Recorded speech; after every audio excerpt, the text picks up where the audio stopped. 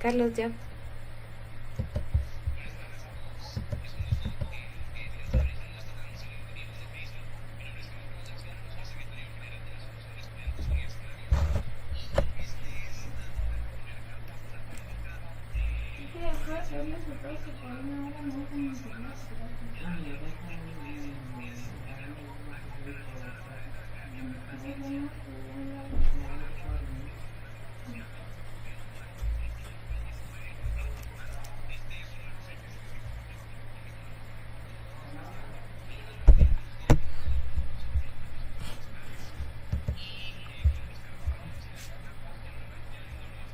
No me dio que otra vez para que se...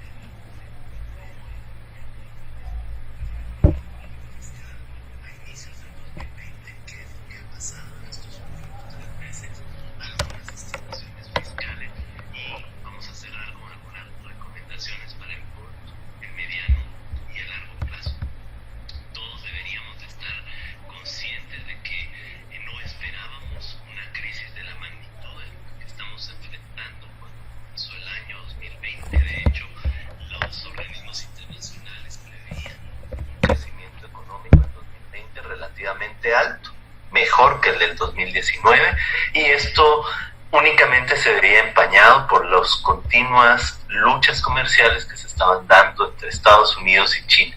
Sin embargo, eso ha cambiado en estos últimos 3 meses. Pero para Centroamérica, en enero también se vislumbraba un crecimiento en torno al 3%.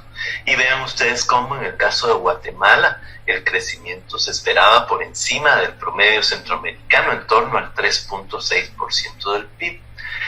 En el ámbito fiscal, y nosotros desde el ICEFI siempre decimos que la mejor forma de comprender qué tipo de sociedad se está construyendo es observando su política fiscal, porque es en la política fiscal en donde nosotros decidimos como sociedad qué derechos vamos a garantizar, qué derechos se van a cumplir y qué derechos se van a postergar. Ahí en la política fiscal decidimos quién financia la construcción de lo colectivo a través del pago o el no pago de los impuestos, y también ahí decidimos cómo es el futuro que queremos construir en cualquier sociedad. Pero en el caso de Guatemala, si ustedes ven, en el año 2020, pues lo que se encontraba es una política fiscal siempre muy débil para poder contribuir a la construcción de una sociedad más desarrollada, con problemas en la recaudación. Continúa cayendo la recaudación después de haber llegado a tener una recaudación por encima del 13% del Producto Interno Bruto. Esto quiere decir que de cada quetzal que se produce en Guatemala, en el año 2020 esperábamos que 10 centavos se dedicaran a la construcción de los bienes y servicios públicos, incluido obviamente el financiamiento a nuestra Universidad de San Carlos. El gasto público en Guatemala a nivel global es el 6º gasto público más pequeño y en Centroamérica es el gasto público más chico de todos los 6 países que analizamos. Bueno, ya para el mes de abril, y este pequeño cuadro está actualizado a los últimos datos al 17 de abril, pues lo que tenemos es una epidemia que se convirtió en pandemia el 11 de marzo y que al momento lleva más de 2 millones de contagiados e infortunadamente más de 139,000 personas fallecidas, principalmente de Europa, Estados Unidos y en alguna medida de China. En el caso de Centroamérica se documentan 5.172 casos e infortunadamente 154 fallecimientos. Esta crisis es una crisis fuera de lo común. En términos económicos, está siendo considerada una crisis mucho más compleja que la Gran Depresión que vivió el mundo en los años 30. ¿Por qué? Porque tiene un condicionante de salud que impide u obliga a cerrar actividades económicas para poder evitar el contagio y las muertes. Así es que eso es un dato relevante, porque ni siquiera la crisis que vivimos hace 10 u 11 años, la crisis de 2008 que se llamó la Gran Recesión, se parece ni tiene la capacidad de destrucción que tiene esta crisis que el Fondo Monetario ha llamado el Gran Encierro, porque una gran cantidad de la población, más de una tercera parte de la población en el mundo está hoy encerrada, distanciada y evitando en alguna medida el contagio. Las expectativas no solo de 2020 son poco halagüeñas, sino también la de 2021, aunque ustedes pueden ver en la gráfica una posibilidad de crecimiento de 5,8. Todos los organismos internacionales coinciden en que hay una incertidumbre muy grande como para poder pensar que esta es una crisis que va a durar únicamente 2020. Para nosotros en el ICEFI, esta es una crisis que si la logramos manejar bien, logramos mitigar sus efectos, es una crisis que probablemente dure 3 o 4 años más. Es decir, en el caso guatemalteco, prácticamente todo el periodo de gobierno del presidente actual. Hay efectos económicos diversos en esta emergencia sanitaria. Obviamente hay un efecto sobre el sistema público de salud, pero también hay efectos económicos que tenemos que medir y en alguna medida nos deben servir para poder comprender la magnitud de todo lo que tenemos que hacer. Vean ustedes que hay 4 fenómenos que impactarán directamente sobre la economía centroamericana y en particular la guatemalteca. Muchos organismos especializados nos dicen que el turismo va a caer en cerca de 20 a 30% con respecto a lo logrado, a los flujos de recursos logrados por turismo el año pasado. En el caso de las remesas familiares, estas también tenderían a caer hasta en un 20%, tomando en cuenta que la mayoría de guatemaltecos que trabajan en el extranjero lo hacen en Estados Unidos, una economía que está siendo duramente golpeada por esta crisis. También las exportaciones tenderían a caer y por supuesto que hay un impacto económico ante el freno de la actividad que nos obliga el intento de poner en primer lugar la vida de todas y todos los guatemaltecos. En Centroamérica hay países que tienen un mayor riesgo de impacto de la actividad económica por el contagio, de lo mal que van a ir las economías que nos rodean. El mayor en Centroamérica, el país que tiene el mayor nivel de contagio económico es Honduras, cuyas exportaciones representan cerca del 35% del Producto Interno Bruto. Las remesas representan cerca del 20% del Producto Interno Bruto y el turismo, aunque en una menor medida, pues también es importante para esta economía. Aquí siempre vale la pena recordar que Centroamérica ha desarrollado sus élites y sus gobernantes un estilo de crecimiento siempre orientado hacia afuera, un estilo de crecimiento que se ha despreocupado mucho por luchar contra la pobreza, por garantizar mejores salarios. Por el contrario, el estilo de crecimiento ha promovido una competitividad bastante espuria, oxidada, que se basa en bajos impuestos, O sea, una baja responsabilidad de las empresas para el financiamiento de lo público y bajos salarios a los que se acompaña una alta informalidad. Si las sociedades estuvieran diseñadas para tener un mercado interno más robusto, esto quiere decir mayores niveles de empleo, mejores salarios, mejor capacidad de consumo de los hogares, esta crisis podría paliarse muy bien utilizando mecanismos como la entrega de recursos en momentos en los que los hogares están careciendo de ingresos por este cierre de actividades o desempleo. Entonces, bueno, vale la pena aclarar esto porque el impacto que tiene esta crisis sobre la economía centroamericana es muy fuerte. Ustedes pueden ver ahí diversos escenarios que hemos ido creando en el ICEFI, desde la idea inicial de un crecimiento de 3%, que era lo que se esperaba, hasta el escenario más complicado, que es un crecimiento lastimado por el cierre de la actividad económica durante 4 semanas. Ese escenario nos dice que la economía centroamericana va a crecer negativamente en 4.8, es decir, se va a reducir el tamaño del Producto Interno Bruto de la región, y países como Guatemala pues tendrán una caída en torno a 4.7%. Falta que el Banco Central haga las nuevas estimaciones del crecimiento y pueda decirle a la sociedad que esa idea de que íbamos a crecer entre 0.5 y 1.5 ya es una idea muy lejana, totalmente fuera de la realidad. Otro de los elementos que son muy preocupantes es que hay una pérdida de empleos muy grande como fruto de la crisis económica. Y ya sea en el escenario menos complejo, que es qué pasa si se cae el 33% de los ingresos de turismo, ya ese escenario dice que en Centroamérica se van a perder 367,000 empleos y en el caso de Guatemala 36,000. Después hay otros escenarios, pero en general lo que podría pasar en la región es que se pierdan cerca de 1.9 millones de empleos. De esos empleos se van a perder, de cada 10 empleos que se pierden, 4 empleos van a ser formales y 6 empleos van a ser informales en promedio.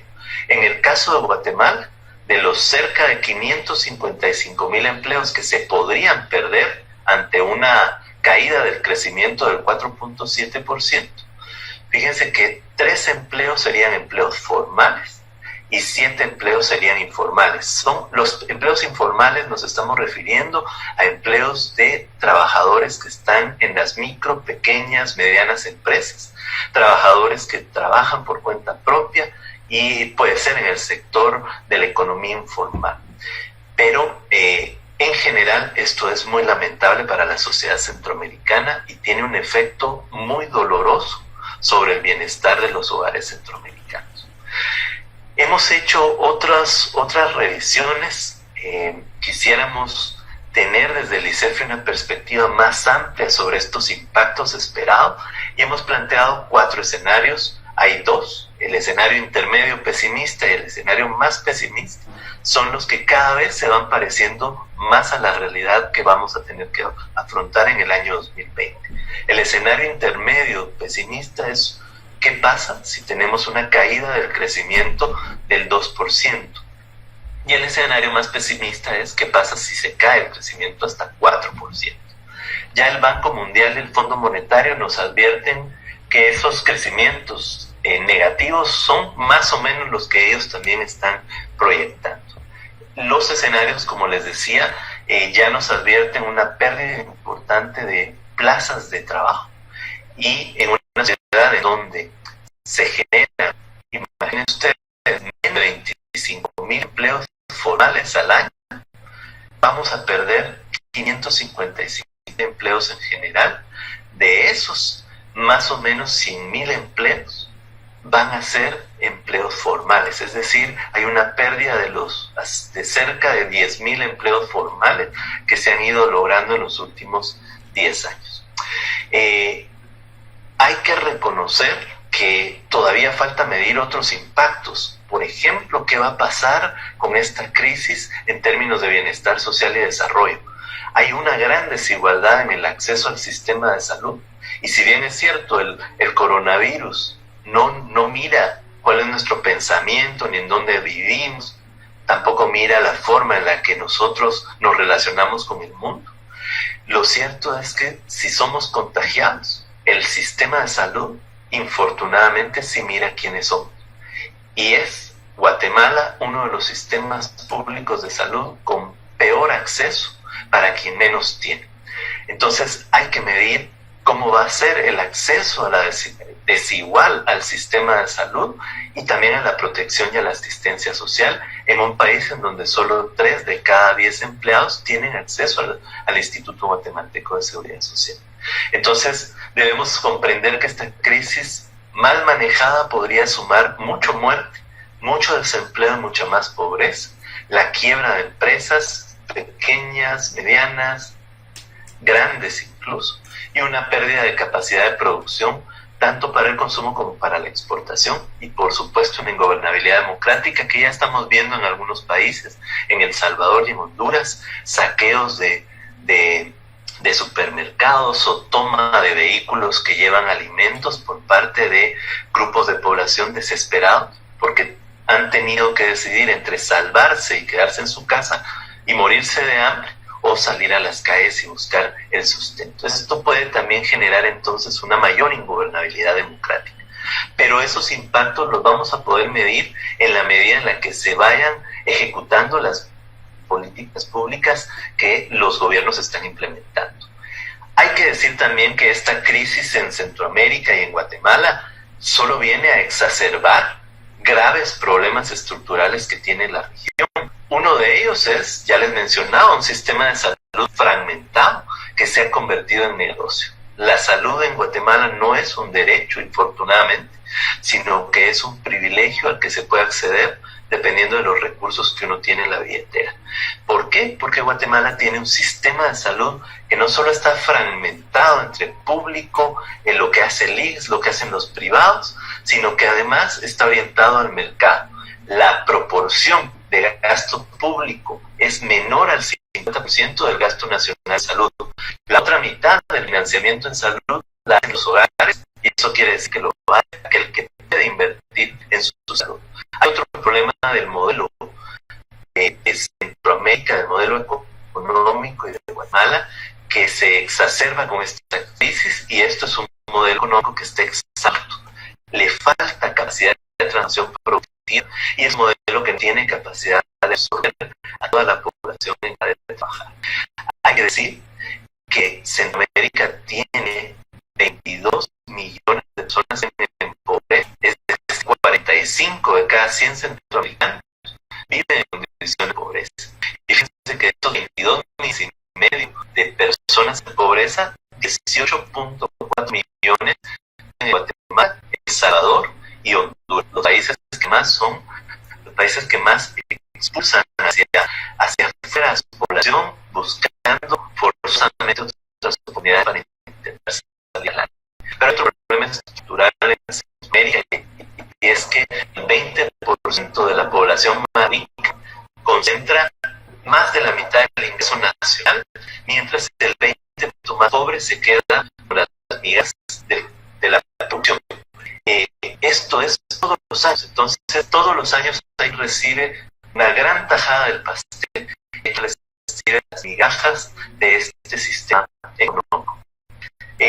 Ya lo decimos, 6 de cada 10 trabajadores laboran en la informalidad, y eso es un gravísimo problema para enfrentar esta crisis. Y además hay que ver que hay patrones de consumo que son ambientalmente insostenibles. Estamos consumiendo más del ambiente natural, de la capacidad de ese ambiente para poder regenerarse.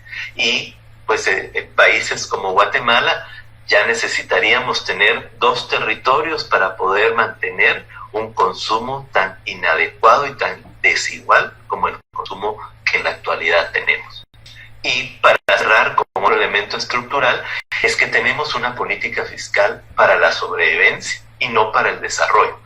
¿Dónde vemos esa política fiscal solo de sobrevivencia? En que solo tenemos gastos insuficientes, estancamiento de gasto público, El terrible debate que ha tenido que darse en la sociedad para intentar incrementar los recursos de la Universidad de San Carlos es el mismo debate que se da para incrementar recursos en la lucha contra la desnutrición, para lograr tener una mejor cobertura educativa o de salud. Dentro de ese gasto hay una gran ineficiencia y también la corrupción. Pero por el lado de los ingresos, aunque muchas veces en los medios salen quien opina que esta es una sociedad que se paga muchos impuestos, la verdad es que la recaudación de Guatemala es una de las 4 recaudaciones de impuestos más bajas de todo el mundo. Solo estados que están en guerra o que tienen recursos amplios por petróleo tienen recaudaciones más bajas que nosotros. Pero además Guatemala es un país en donde el 10% de los guatemaltecos con mayores ingresos pagan proporcionalmente menos impuestos en términos de sus ingresos que el resto de la sociedad. Y después, sobre esta problemática todavía debemos sumar excesivos incentivos tributarios y privilegios y niveles altos de evasión de impuestos. Hace algunas semanas escuchábamos la insensata idea de promover una ley de 100 años de privilegios fiscales, es decir, de no pago de impuestos para ciertas actividades económicas, algo insensato. A lo que se suma un país en donde se pierde solo por evasión de IVA y de impuestos sobre la renta cerca de 40,000 millones de quetzales anuales. Eso significa, si a nuestra universidad le llegan anualmente 1.500 millones de quetzales, imagínense cuánto le podría llegar si se recaudaran esos 40,000 millones que hoy se evaden en los impuestos sobre la renta, principalmente de actividades lucrativas, y sobre el impuesto al valor agregado. Bueno, sobre esto, ahora pasamos a la discusión de qué están pensando hacer los estados centroamericanos para enfrentar esta emergencia. Y distinguiríamos que hay 2 grandes elementos. El primero es que hay una preocupación clara por intentar mejorar los sistemas de salud pública. Lo único malo es que los intentan mejorar tras 40 años de un debilitamiento constante, de malpagarle a los empleados sanitarios, de no hacer inversiones en salud y, a pesar de todo, intentar que en este contexto algo se pueda hacer a través de los sistemas públicos de salud. El otro elemento que aparece en toda Centroamérica es el intento de ayudar a los hogares y a las personas que están perdiendo sus recursos a que tengan alguna mano, algunos recursos aportados a través de un mecanismo de asistencia social. Otra vez nos topamos con el enorme problema de que no tenemos un sistema de protección social maduro. Imagínense ustedes, los sistemas de protección social más avanzados son como una ceiba pentandra llena de ramas y llena de hojas, y cada rama son programas de protección social y de asistencia social.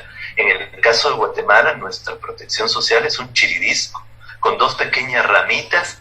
Una de ellas son los programas de transferencias condicionadas en efectivo, las pocas ayudas de la pensión no contributiva a algunos adultos mayores, y la otra rama, que es una rama muy débil, vinculada a la seguridad social que presta el Instituto Guatemalteco de Seguridad Social. Así es que esta crisis nos encuentra sin saber sobre quiénes están en desempleo, sobre quiénes son y dónde viven realmente las personas que viven en las peores condiciones en el país.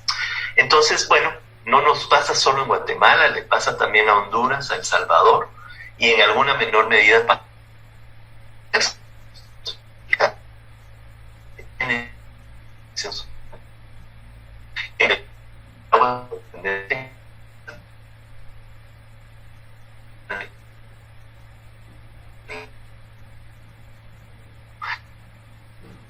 nos están apuntando a la moratoria en el pago de impuestos, a la moratoria en el pago de servicios, a la moratoria incluso en el pago de crédito en algunos países. Se están autorizando nuevas líneas de crédito extraordinarios a través de bancos públicos o mixtos que puedan ayudar a las empresas a sortear este bache, y obviamente todos están intentando hacer esfuerzos por un aumento del gasto público para poder enfrentar esta crisis. Esto es lo que se está invirtiendo en este momento En la región se está pensando alrededor de 11.000 millones de dólares adicionales de gasto público. Aquí pueden ver ustedes Guatemala, que tiene un incremento del gasto, todo esto que se estuvo aprobando en el Congreso en las semanas anteriores, ampliaciones de presupuesto que suman 13.756 millones de quetzales. Y bueno, podemos tener ahí otras discusiones sobre Centroamérica. Me voy a concentrar en Guatemala. Vean ustedes que con estos cambios el presupuesto de Guatemala va a subir de ese 13.8% inicial a cerca de 17%. La carga tributaria se va a caer en alrededor de 6.000 millones de quetzales menos se podrían recaudar a lo largo de este año como fruto de la crisis, y tendríamos un incremento del déficit fiscal. Con estos datos ya podemos advertir que muchos países están comenzando a enfrentar la crisis con unas políticas fiscales, unas finanzas públicas en muy mal estado, salvo Guatemala, que su tarjeta de crédito pública todavía tiene algún espacio para endeudamiento. El resto de la región sí está por encima de los valores críticos que se han discutido a lo largo del tiempo, y que si se sobrepasan esos valores críticos hay posibilidades de arruinar la macroeconomía de los países. Pero hay otro elemento. En Centroamérica, cuando revisamos las fuerzas que hay en el organismo legislativo a favor de cambios en la política fiscal, encontramos que, salvo aquellos países que tienen mayoría el partido de gobierno, mayoría el organismo legislativo, el resto de países van a tener enormes dificultades para poder apostar por aumentos necesarios de impuestos que sean cobrados con solidaridad y responsabilidad a aquellos que no estamos teniendo pérdidas de nuestros ingresos como fruto del mantenimiento de nuestro empleo, y también aquellas empresas que están teniendo un buen año en medio de esta crisis. Esas empresas y las personas deberían de estar pagando una cuota adicional de impuestos en este momento, y no hay. En el contexto guatemalteco no creemos que haya una mayoría sensata en el Congreso para poder empujar impuestos extraordinarios, ni tampoco para empujar medidas de transparencia y rendición de cuentas adicionales para poder dar legitimidad a lo que los gobiernos estén haciendo. Ya para cerrar, pues nosotros desde el ICETI tenemos 3 grandes esferas de recomendaciones. La primera es que necesitamos aprovechar esta crisis para comprender el rol estratégico de lo público. Los bienes públicos no deberían de ser entendidos como elementos de caridad o como espacios en los que la gente llega porque no pudo adquirir en lo privado esos servicios. Los bienes y servicios públicos que provee el Estado son los elementos de cohesión social que sirven para construir la paz y por supuesto para construir la democracia. Y nosotros en Centroamérica hemos dejado de lado los bienes públicos y el rol tan importante del Estado bajo esa religión que le atribuye al mercado virtudes que no tiene. Entre ellas el equilibrio para todos salga bien. Eso no es cierto ni es posible. Entonces nos tocaría, dentro de ese fortalecimiento del Estado, buscar una garantía efectiva de los derechos económicos, sociales y culturales, garantizar el acceso universal posterior a esta crisis sanitaria a toda la población en edad escolar. Necesitamos garantizar el acceso a la capacitación para el trabajo, y por supuesto que hay que avanzar de manera madura y sensata en la construcción de un sistema de protección social que, por cierto, tenga incluir la implementación de un ingreso mínimo garantizado. Debemos ir priorizando, obviamente, en este esfuerzo a aquellos grupos más vulnerabilizados, pero no podríamos pensar en un futuro sin un mejor sistema de protección social. Hay que ampliar el mercado interno, hay que garantizar nuevamente un ingreso mínimo en efectivo que permita sortear la crisis a la población, y hay que ayudar a las MIPYMES a salir adelante. Voy a adelantarme un poco en estas recomendaciones. Creo que en general tenemos que construir un estilo de crecimiento económico y de desarrollo mucho más efectivo, en el que quepan mejor todas las personas de la sociedad y en el que podamos tener algunas certezas de lo que puede hacer la vida en sociedad frente a estos choques, como este tipo de crisis que nos va a tocar vivir ahora y también en el futuro. Necesitamos además no desconectarnos de la idea de que los estados tienen que avanzar en el cumplimiento de la Agenda 2030 para el desarrollo sostenible. Esos son metas que nos hemos impuesto a nivel internacional, pero que también los estados tienen obligaciones en lo local, en lo nacional, para poder llevarlas adelante. Y esto es un esfuerzo. En Guatemala tendríamos que estar invirtiendo gradualmente cerca de 5.8% del Producto Interno Bruto adicional para poder combatir la pobreza, mejorar la educación, mejorar la salud, universalizarla y mejorar la infraestructura económica y social. Y ya finalmente, la última esfera de recomendaciones es que necesitamos tener responsabilidades mejor compartidas. Yo creo que las grandes empresas es muy bonito verlas donar en este contexto, pero va a ser más bonito verlas tributar lo que es justo que tributen para construir una sociedad diferente. Y en ese sentido, un pacto fiscal se hace obligatorio. Un pacto fiscal es una discusión sobre cómo vamos a repartir las responsabilidades para cumplir con los derechos. Y uno de los grandes derechos que no se cumplen en esta sociedad es el derecho a la vida y a una vida en dignidad. Así es que, bueno, parte de ese pacto fiscal supone el aprobar recursos adicionales, encontrar mecanismos que permitan robustecer la recaudación de impuestos, luchar contra la evasión, la elusión, cualquier forma de fraude contra el fisco, disminuir también el contrabando, evaluar todos esos privilegios fiscales que se han dado a diestra y siniestra y que benefician a amigos de quienes nos gobiernan, pero que no benefician a la sociedad. Y también necesitamos en alguna medida estudiar incrementos al impuesto sobre la renta y más adelante un incremento al IVA, una vez tengamos claridad de cómo vamos a compensar ese incremento, no afectando a las personas que tienen menos ingresos en nuestra sociedad. En el caso del gasto público tenemos que hacer esfuerzos por tener el gasto público que sea suficiente para poder cumplir con todos los derechos de todas las personas.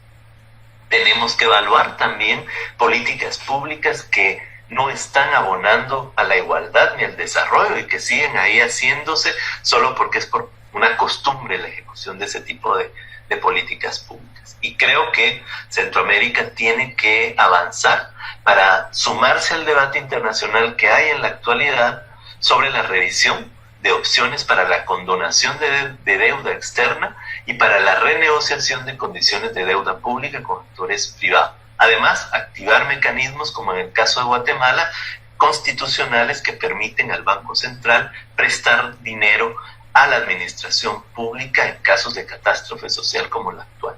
Y el último elemento, pero no menos importante, es que necesitamos seguir transparentando y divulgando la ejecución de recursos públicos, diseñar también y aprobar en sintonía con toda la exigencia social, políticas nacionales de transparencia y probidad que le den legitimidad a aquellos que tienen y ostentan el poder público. Y por supuesto, tener la posibilidad de seguir construyendo una sociedad con capacidad de diálogo, con capacidad de participación activa en la vida política y en las decisiones. Y como este es parte de nuestro esfuerzo desde el ICEFI, nosotros comprendemos que esa sociedad distinta que es posible construir requiere una política fiscal diferente, una política basada en un nuevo contrato social que permita pisos de construcción, de igualdad, de crecimiento económico y de un Estado mucho más efectivo, que son los elementos más importantes de la democracia y del desarrollo. Queremos democracia y desarrollo, pero ese es el techo de la construcción de una sociedad que requiere mucho trabajo, mucha responsabilidad y una toma de conciencia sobre nuestros retos. Y con eso cerraría. Muchísimas gracias por su tiempo.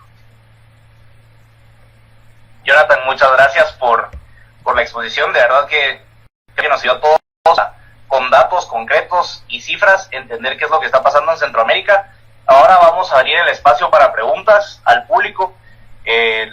Cualquier duda que tengan, ahora tenemos a un experto tanto en política fiscal como en cómo está la situación económica en Centroamérica, no solo en Guatemala, así que por favor hagan sus preguntas desde Facebook. Y para empezar, Jonathan, ¿estamos de acuerdo en que tanto la salud como la educación son dos servicios públicos que hay que fortalecer para promover el desarrollo en Guatemala y no solo darle solución a la crisis del COVID-19, sino para empezar a tratar también los problemas? Ya. Lamentamos que se haya cortado la transmisión. Ya estamos de vuelta aquí con Jonathan Mencos para abrir de nuevo la sección de preguntas. Jonathan, le estábamos diciendo que estamos de acuerdo en que tanto los servicios públicos de salud y educación son importantes para darle solución a la crisis del COVID-19, pero también a los problemas estructurales del Estado de Guatemala. Ahora, tanto en el sistema de educación como en el sistema de salud, la mayor parte del presupuesto que se les asigna a los ministerios se gasta en funcionamiento, salarios básicamente de todo el personal que trabaja en los ministerios. ¿Cómo se puede hacer para que haya mayor inversión en estos ministerios y que se pueda notar de verdad un cambio a través de estos servicios públicos? Sí, bueno, en primer lugar hay que notar que tanto la educación como la salud son bienes públicos que para su producción requieren muchas personas. Entonces, no está mal la inversión en funcionamiento. Sin embargo, lo que sí está mal es que a lo largo de los años el Estado se ha ido reduciendo sus finanzas públicas y su mirada de lo público, de tal forma que básicamente está quedando en el presupuesto lo único para sobrevivir. El país, en el caso de salud, invierte la sexta parte de lo que se debería de invertir en promedio en el sistema de salud pública. De ahí que no sea raro que tengamos un rezago en términos de infraestructura de salud de más o menos 60, 70 años. Es decir, el sistema de salud público de Guatemala tiene la capacidad para atender a la población que existía en 1970. Es decir, que necesitamos aumentar la inversión pública y eso pasa por aumentar los presupuestos, no tanto por reducir el funcionamiento, porque ahí van las inyecciones, el salario, los libros, sino incrementando los recursos y haciéndolos acercarse un poco más al promedio regional y al promedio mundial de los sistemas que son efectivos y universales. Muchas gracias, Jonathan. Tenemos una pregunta aquí de uno de los oyentes, de alguien de la audiencia, y es: ¿qué tan importante es el asunto de la tierra, la producción agrícola, el uso de esta para monocultivos, producción cafetalera, que a su vez no permite desarrollar un mejor nivel industrial y competitividad local? ¿Qué tan importante es volver a poner sobre la mesa la distribución de la tierra y la reconfiguración de la producción para priorizar productos alimentarios que permitan una mejor competitividad, desconcentrar riqueza, dinamizar la economía interna, etcétera? Sí, esa es una excelente pregunta. Dentro de nuestras recomendaciones está el avanzar hacia una sociedad que tenga soberanía alimentaria, y eso significa un reequilibrio de lo que está pasando en el campo de Guatemala, de Centroamérica también, y obviamente tiene que ver con los usos de la tierra y con la distribución de la tierra. Leyes como la Ley de Desarrollo Rural, la Ley de Aguas, por ejemplo, deberían de ser elementos de la discusión de un cambio estructural. Y creo que uno de los grandes retos es reconocer que todo el ámbito rural ha sido descuidado desde 1954 hasta la actualidad, y parte de eso es de las correcciones que deberíamos de hacer en esta discusión de cómo enfrentar la crisis y salir con más derechos de esta crisis, no con menos. De acuerdo. Estamos a la espera de más preguntas desde el en vivo. Una pregunta que se me viene ahorita a la mente, Jonathan, es cómo empezar a trabajar el pacto fiscal que usted mencionaba, que es necesario pues volver a conseguirlo. ¿Cuáles serían los primeros pasos desde su perspectiva? Bueno, en primer lugar, creo que hay que tener la posibilidad de sentarnos a discutir desde la academia, los movimientos sociales, las universidades, asociaciones como la que ustedes representan, sentarnos a discutir sobre cómo queremos que sea la Guatemala al final de la crisis que estamos viviendo. Queremos un país con más posibilidades de desarrollo, con más igualdad, con un mejor cumplimiento de los derechos. Entonces tenemos que seguir un camino que lleva hacia un pacto fiscal. Si no es ese el camino que la sociedad quiere, pues entonces seguiremos construyendo una sociedad tan desigual y tan desprovista de cuidados que es una sociedad incapaz de poder afrontar crisis como esta. Una vez nos pongamos de acuerdo sobre esos grandes elementos políticos, deberíamos de sentarnos a comprender cuánto cuesta la Guatemala diferente, porque los derechos tienen un costo, el desarrollo tiene un costo y la democracia también tiene un costo. Ahora mismo nosotros financiamos a través de la política fiscal una sociedad que solo sobrevive, pero realmente una sociedad diferente debe tener un incremento en los ingresos del Estado, una mayor transparencia y una mejor planificación y ejecución del gasto público.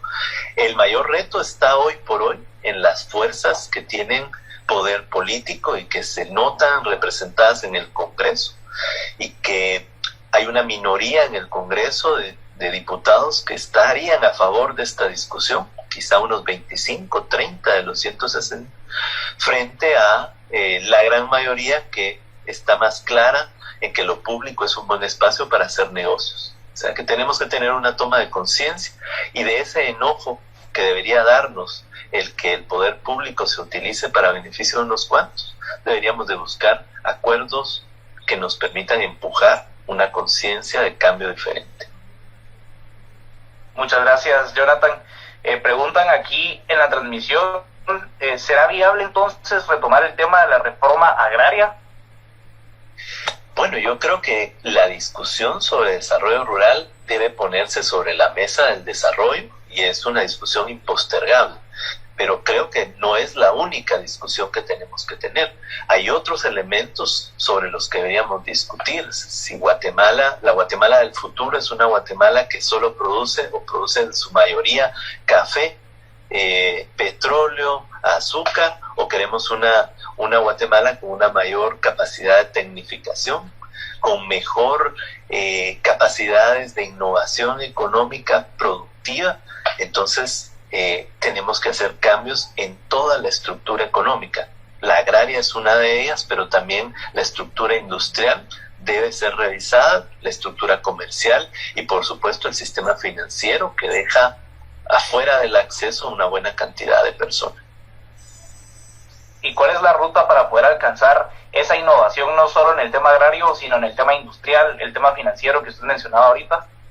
Bueno, tenemos como reto pensar qué país queremos construir y construir a partir de esa idea una estrategia de crecimiento económico sostenible también. El ambiente no aguanta la forma en la que estamos intentando crecer, y a partir de esa estrategia, que debería tener una mirada de 40 años, podemos ir pensando qué productos o qué sectores económicos son los que nos van a llevar al éxito en términos de desarrollo, qué sectores se van a tener que quedar desechados porque ya no caben en este nuevo modelo económico. Y obviamente uno de los elementos torales de la planificación económica para el desarrollo es el rol que tengan los trabajadores. Yo creo que en estos años, los últimos 40, 50 años, el rol de los trabajadores ha sido mínimo. De hecho, las cifras de cuentas nacionales nos dicen que cada vez reciben menos los trabajadores cuando se reparte el pastel de los ingresos que se producen a lo largo de un año. Otra pregunta, la situación de Guatemala es difícil. Ahora más que nunca se evidencia la precariedad del Estado en términos de prestación de servicios básicos de calidad. ¿Qué medida tomar ante una situación que exige una reacción inmediata sin caer en otra crisis, como crisis de deuda externa, por ejemplo? Sí, bueno, en este momento las dos medidas que se deben tomar de emergencia son las que ya en alguna forma se están tomando. Quizá nos toque evaluar si se están haciendo de manera exitosa, pero lo primero es el apoyo al sistema de salud pública, con más recursos, con más personal para enfrentar la crisis, pero a partir de ahí comenzar a construir un sistema de salud pública que sea de verdad universal y que tenga las calidades que requiere. Pero el otro elemento de urgencia es que hayan recursos en los hogares y que en alguna medida se pueda ayudar a empresas a salvarse de esta crisis, toda vez sea por el lado de las grandes empresas, empresas que pueden ayudar a generar o a mantener empleo formal, que sean empresas de alta tecnología en su producción y obviamente que sean empresas que se puedan innovar para insertarse a un mercado internacional que va a cambiar mucho. En el caso de las micro, pequeñas y medianas empresas, la discusión sobre el acceso a renegociación de préstamos que estas empresas ya tengan en condiciones mucho más blandas, como puede ser periodos de gracia, tasas de interés más menores y obviamente plazos más largos. Pero la en este momento es salvar a las personas. Si salvamos a los guatemaltecos, salvamos la economía. En el futuro inmediato, al ser el IVA un impuesto que grava el consumo y el mismo caer al perder capacidad adquisitiva de la población por la caída de remesas y desempleo, ¿qué medida específica y a corto plazo debe tomarse en el tema fiscal para que el Estado de Guatemala no pierda su capacidad? Bueno, en el corto plazo ha sido la utilización de endeudamiento para que pueda compensar esa caída de recursos que se avisoran. Sí hay que decir que Guatemala tiene mucho espacio de maniobra para seguir mejorando su recaudación, no subiendo las tasas de los impuestos, sino luchando contra los evasores de impuestos. Yo decía en la presentación que perdemos 40,000 millones de quetzales por evasión de IVA e ISR. Solamente de ISR perdemos 25,000 millones y de IVA perdemos alrededor de 15,000 millones de quetzales. Hay que recuperar esos impuestos que ya alguien pagó y que alguien, un sinvergüenza, se ha estado quedando en sus arcas personales. Ese sería un reto en este momento, una mejor fiscalización para poder encontrar fondos sin necesidad de incrementar impuestos. ¿Existe algún dato sobre el impacto de la actual crisis en el sistema bancario y mercado inmobiliario, específicamente en la capacidad de pagar hipotecas? Nosotros en el instituto, ese es un área que no solemos ver, no hemos hecho nada al respecto y no conozco. Entiendo que la superintendencia de bancos tiene que tener estas evaluaciones de estrés dentro del sistema financiero y bancario y seguramente ellos son, si no lo tienen, son los obligados a procurarle a la sociedad ese conocimiento, entendiendo que en este momento la crisis no se ha trasladado al sistema financiero, pero en la medida en la que se reduzcan los ingresos de empresas y de los hogares y los trabajadores, podríamos ver problemas en el sistema, obviamente. De acuerdo. Jonathan, muchas gracias. No tenemos más preguntas del público, así que pues procedemos a darle cierre a esta actividad. Le agradezco mucho el apoyo que nos dio y la presentación que nos dio también para poder entender el impacto no solo económico a través de todas las cifras que nos mostró, sino el impacto social que estas cifras significan para la sociedad guatemalteca y la región centroamericana, que creo que es importante empezar a pensarnos como región. Guatemala no puede salir adelante por sí misma. Creo que es importante empezar a pensar en la americana para la solución a la crisis que estamos viviendo, y le agradezco muchísimo. Vamos a continuar con estas cápsulas académicas en torno a 8 ejes. El eje económico es uno de ellos. Más adelante estaremos publicando información sobre las siguientes cápsulas. Jonathan, muchas gracias por su apoyo. A ustedes, muchísimas gracias por esta oportunidad, felicitaciones por este esfuerzo y cuentan ustedes conmigo y con el ICEFI para poder aportar en estas discusiones y en esta reflexión, comprendiendo que no es el fin de la historia. Esta crisis es toda una oportunidad para que las fuerzas sociales de Guatemala empujen una salida a la crisis que signifique más y mejores derechos para todas y para todos. Cuídense mucho y muchísimas gracias por su tiempo. Muchas gracias a toda la audiencia y estén atentos de los próximos cápsulas académicas. Muchas gracias.